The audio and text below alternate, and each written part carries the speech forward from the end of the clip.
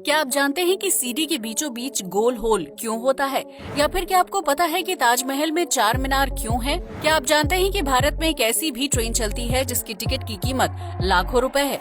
यकीनन आपने आज से पहले इतने अमेजिंग फैक्ट्स नहीं सुने होंगे, इसलिए वीडियो को आखिर तक जरूर देखें। फैक्ट नंबर 1, अमेरिकी स्पेस एजेंसी नासा हमेशा से अपने मिशन को लेकर चर्चा में बनी रहती है, जहां ढेर सारे वैज्ञानिक काम करते हैं। लेकिन क्या आप जानते हैं कि नासा में प्लैनेट प्रोटेक्शन ऑफिसर नाम की एक अजीबोगरीब पोस्ट भी है, जिसमें हर साल लोगों को नौकरी पर रखा जाता है। दरअसल इस पोस्ट पर काम करने वाले लोगों को अंतरिक्ष यात्रियों के स्पेस सूट को अच्छी तरह से चेक करना होता है, ताकि उसमें किसी भी तरह का बैक्टीरिया ना हो। ऐसे में जब भी पृथ्वी से कोई मिशन अंतरिक्ष में जाता है या फिर अंतरिक्ष से कोई मिशन वापस धरती पर आता है, तो प्लैनेट प्रोटेक्शन ऑफिसर स्पेसक्राफ्ट के साथ साथ अंतरिक्ष यात्रियों के कपड़ों की अच्छी तरह से जांच करते हैं। ऐसा इसलिए किया जाता है ताकि पृथ्वी से कोई बैक्टीरिया बाहर ना जा सके और बाहर से कोई बैक्टीरिया पृथ्वी पर ना पहुंच सके। इस जॉब की शुरुआत साल 1967 में की गई थी, जिसके बाद से प्लैनेट प्रोटेक्शन ऑफिसर नासा के साथ मिलकर काम कर रहे हैं। अगर कोई बैक्टीरिया गलती से आउटर स्पेस से पृथ्वी में आ जाता है, तो उससे निपटने और इंसानों की रक्षा करने की जिम्मेदारी इन्हीं ऑफिसर्स की होती है। इस काम के लिए प्लैनेट प्रोटेक्शन ऑफिसर को ट्रेनिंग दी जाती है और इन्हें हर महीने $187,000 की सैलरी भी मिलती है। फैक्ट नंबर 2, ये तो हम सभी जानते हैं कि टेक्नोलॉजी के मामले में जापान काफी आगे है, जिसका मुकाबला कर पाना किसी भी देश के लिए मुश्किल है। लेकिन टेक्नोलॉजी के अलावा जापान के लोग फिट रहने के लिए काफी कुछ करते हैं, जिसमें से एक है ट्रेडमिल साइकिल का इस्तेमाल करना। दरअसल ये एक एडवांस साइकिल है जिसे ट्रेडमिल का लुक दिया गया है। इस ट्रेडमिल साइकिल पर पैडल मारने के बजाय चलना होता है, जिसकी वजह से साइकिल के पहियों को ऊर्जा मिलती है और वो सड़क पर तेज स्पीड से भागने लगती है। जापान में इस ट्रेडमिल साइकिल का इस्तेमाल बड़े पैमाने पर किया जा रहा है, ताकि लोग चलते फिरते पतले हो जाएं और उन्हें सफर करने के लिए किसी वाहन की जरूरत भी न पड़े। आपको बता दें कि इस ट्रेडमिल साइकिल को चलाने से बॉडी की कसरत हो जाती है, जबकि व्यक्ति को कार या बाइक से सफर करने की जरूरत भी नहीं पड़ती है, जिसकी वजह से पॉल्यूशन भी कम होता है और लोग बड़ी ही आसानी से फैट टू फिट हो जाते हैं। फैक्ट नंबर 3, भूकंप का नाम सुनते ही आप में से बहुत से लोग घबरा जाते होंगे, क्योंकि ये एक ऐसी प्राकृतिक आपदा है जो पल भर में इंसान की जान ले सकती है और उसके घर को पूरी तरह से तबाह कर देती है। लेकिन क्या हो अगर इसी भूकंप के बीच लोग खाना खाने का लुत्फ उठाते हो, और वो भी बिल्कुल बेफिक्र होकर। दरअसल स्पेन में डिजास्टर कैफे नाम का एक रेस्टोरेंट है, जहां लंच या डिनर पर जाने वाले लोगों को खाने के साथ 7.8 तीव्रता वाले भूकंप के झटकों का सामना करना पड़ता है। दरअसल इस डिजास्टर कैफे को खासतौर से भूकंप के झटके अनुभव करने के लिए बनाया गया है, जो बाहर से बिल्कुल सामान्य दिखाई देता है। लेकिन इस कैफे के अंदर जाते ही जैसे ही लोग अपना फूड ऑर्डर करते हैं और खाना टेबल पर आता है, उसी दौरान 7.8 तीव्रता वाले भूकंप के झटके शुरू हो जाते हैं। हैरानी की बात यह है कि इन झटकों की वजह से खाना टेबल से नीचे नहीं गिरता है, जबकि टेबल के आसपास कुर्सी पर बैठे लोग झटकों की वजह से नीचे जमीन पर गिर जाते हैं। इस रेस्टोरेंट में बच्चों के लिए एक एलियन थीम कैफे बनाया गया है, जहां वयस्क लोग बैठकर खाना नहीं खा सकते हैं। वहीं डिजास्टर कैफे में काम करने वाले वेटर और अन्य स्टाफ हेलमेट समेत अन्य प्रकार के सुरक्षा गैजेट्स पहने हुए दिखाई देते हैं, जो आपको ऑर्डर लेने के बाद कैफे की लाइट्स को ऑफ कर देते हैं और फिर ग्राहकों को भूकंप के तेज झटके दिए जाते हैं। इसी वजह से डिजास्टर कैफे लोगों के बीच काफी मशहूर हो रहा है, जहां लोगों की भारी भीड़ इकट्ठा होती है। इसलिए इस कैफे में लंच करने के लिए लोगों को एडवांस में टेबल बुक करनी पड़ती है। फैक्ट नंबर 4, आमतौर पर छोटे बच्चों को कई तरह की समस्याएं होती हैं, जिसके बारे में वो अपने माता पिता को नहीं बता पाते हैं। 1 से 3 साल के छोटे बच्चे सिर्फ रोते रहते हैं और माता पिता उनकी परेशानी को समझ नहीं पाते हैं, जिसकी वजह से अगर बच्चे को कोई गंभीर बीमारी हो तो उसका पता बहुत बाद में चलता है। लेकिन वैज्ञानिकों ने हाल ही में एक ऐसा एडवांस जंप सूट तैयार किया है, जो छोटे बच्चों की मानसिक और शारीरिक हेल्थ के बारे में तुरंत पता लगा सकता है। इस जंप सूट को 5 महीने से बड़े बच्चों को पहनाया जा सकता है, जो एडवांस सेंसर की मदद से बच्चे की एक्टिविटी और बॉडी मूवमेंट पर नजर रखता है। ये जंप सूट बच्चे की बॉडी में पनप रही किसी भी तरह की बीमारी या बैक्टीरिया का पता लगाने का काम करता है, जिसकी सूचना माता पिता को दी जाती है। इस तरह एडवांस जंप सूट की मदद से पेरेंट्स अपने बच्चे की समस्या को आसानी से समझ सकते हैं और अगर उसे कोई मेडिकल दिक्कत होगी तो उसका समय पर ट्रीटमेंट भी करवा सकते हैं। इतना ही नहीं, ये जंप सूट बच्चे को भविष्य में होने वाली बीमारियों के बारे में भी माता पिता को सतर्क करता है, जिसकी वजह से बच्चे को भविष्य में गंभीर बीमारियों से बचाया जा सकता है।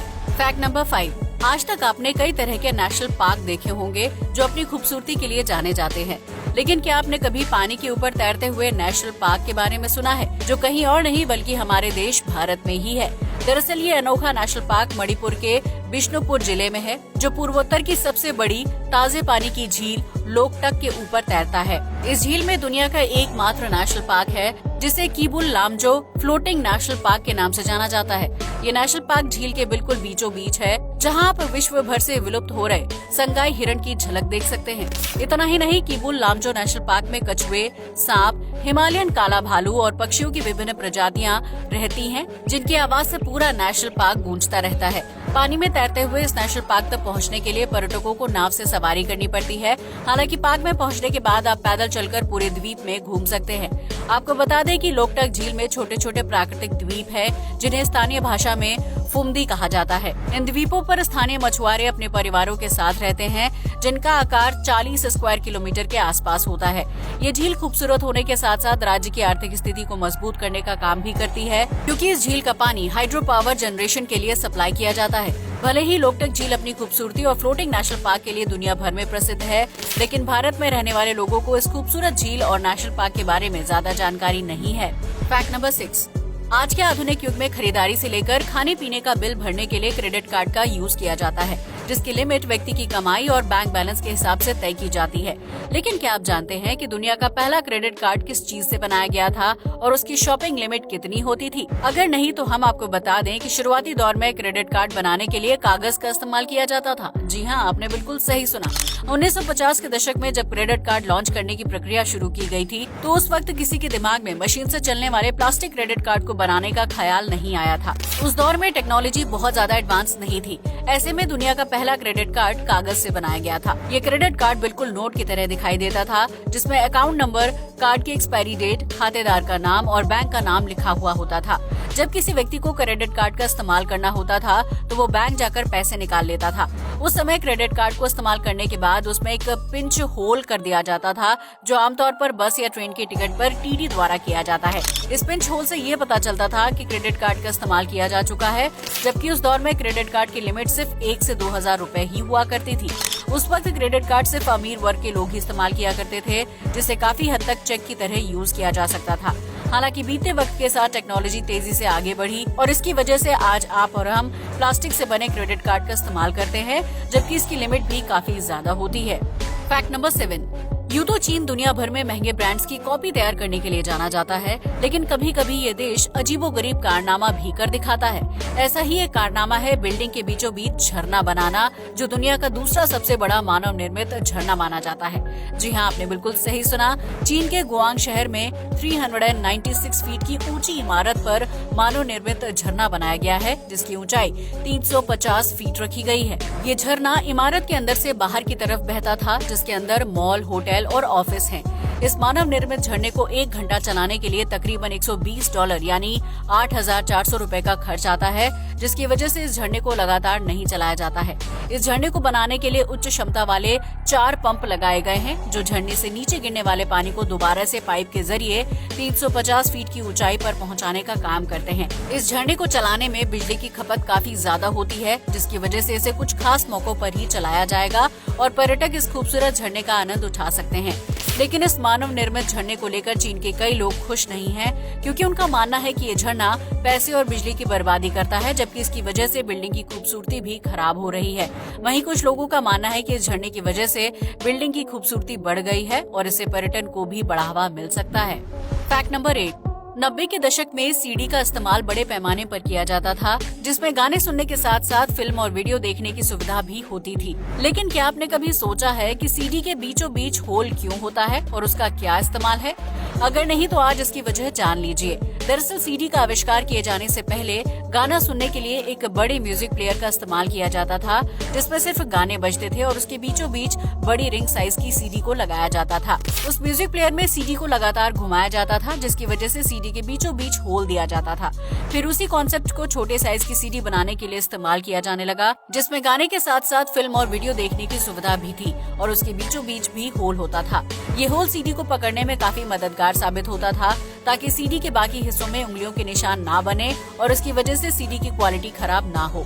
इसी वजह से सीडी के बीचों बीच होल दिया जाता है, ताकि उसकी पिक्चर क्वालिटी खराब ना हो और इसे वीडियो प्लेयर के अंदर लगाने या निकालने में आसानी हो सके और सीडी भी अच्छी तरह से घूम सके। फैक्ट नंबर 9, ताजमहल को प्यार का प्रतीक माना जाता है, जिसे शाहजहां ने अपनी पत्नी मुमताज की याद में बनवाया था। ताजमहल का दीदार करने के लिए जाने वाले लोगों के दिमाग में कभी न कभी ये ख्याल जरूर आता होगा कि ताजमहल के आसपास 4 अलग अलग मीनारों को क्यों बनाया गया है और उनका क्या काम है। तो आइए आज इस सवाल का जवाब जान लेते हैं। दरअसल किसी भी इमारत को बनाने के लिए उसका एक डिजाइन तैयार किया जाता है, ताकि वो इमारत अपने धर्म के प्रतीक चिन्ह के रूप में पहचान बना सके। ताजमहल को बनाने के बाद उसके आसपास 4 मीनारें बनाई गयी, जो इस्लामिक वास्तुकला को दर्शाती हैं। ये मीनार न सिर्फ दिखने में खूबसूरत लगती हैं, बल्कि इनके टॉप पर व्यू पॉइंट भी होता है, जिससे आसपास का खूबसूरत नजारा दिखाई देता है। यही वजह है कि ताजमहल समेत जामा मस्जिद और अन्य तरह की इस्लामिक इमारतों के आसपास मीनार जरूर बनाई जाती हैं, जिनकी संख्या जगह के हिसाब से तय की जाती है। इसी तरह हिंदू वास्तुकला के हिसाब से मंदिरों के ऊपर गुम्बद में कलशनुमा आकृति बनाई जाती है, जो लगभग हर मंदिर या पवित्र स्थान पर देखने को मिलती है। आज के लिए बस इतना ही। जय हिंद दोस्तों।